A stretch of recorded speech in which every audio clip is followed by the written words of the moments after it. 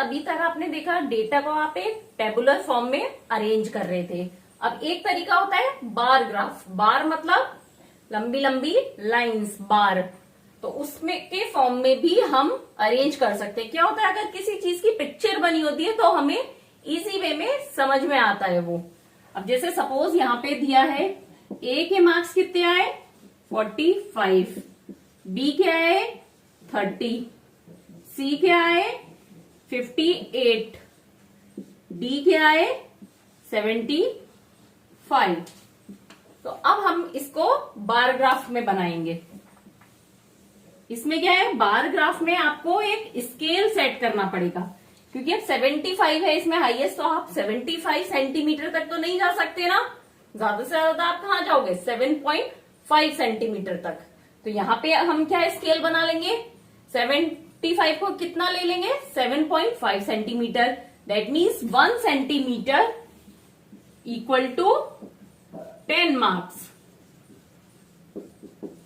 तो अगर 10 मार्क्स है किसी के तो हम 1 सेंटीमीटर बड़ा बार ग्राफ बनाएंगे। तो अब यहां हम सेंटीमीटर के मार्क लगा लेते हैं 1 2 3 4 5 6 7 8 9। वैसे एग्जाम में क्या होगा, आपको ग्राफ कॉपी मिलेगी, उसमें ये निशान बने हुए होते हैं 1 2 3 4 5 6 7 8 9। यहां पे क्या लिखे जा रहे हैं हमारे मार्क्स, और नीचे स्टूडेंट्स।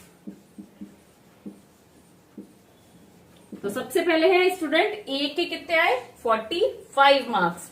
तो अब आपको कितना बड़ा बार बनाना है 45 के लिए 4.5 सेंटीमीटर। कैसे, 10 मार्क्स के लिए कितना ग्राफ बन रहा है 1 सेंटीमीटर का। तो 45 के लिए कितना बनेगा 1/10 इंटू 45, दैट इज 4.5। तो हमें 4.5 सेंटीमीटर का ग्राफ बनाना है ऊंचा। 4 और 5 के बीच में होगा 4.5। तो यहां पे ये ग्राफ बना 4.5 का, किसका, ए का। अब नेक्स्ट है बी। बी के कितने आए हैं 30 मार्क्स। 30 मार्क्स, ये 30 की लाइन है 3 सेंटीमीटर का बनेगा। तो ये हमने एक ब्लॉक ऐसे बना दिया 30 सेंटीमीटर का होगा। ये कितने किसके मार्क्स है, बी के मार्क्स है। नेक्स्ट सी के है 58। दैट मीन्स कितना लंबा ग्राफ बनेगा, कितनी लंबी बार बनेगी 5.8 सेंटीमीटर। 5 के बाद 6 से 2 पॉइंट्स पहले। ये आपकी ग्राफ कॉपी में इनके बीच में भी 10 पॉइंट्स बने होंगे, तो उससे आपको पता चल जाएगा 5.8 कहां तक हुआ। तो ये हो गए सी के मार्क्स। नेक्स्ट है डी के 75, मतलब 7.5 का बार का ऊंचा बार बनेगा। ये हो गए डी के मार्क्स।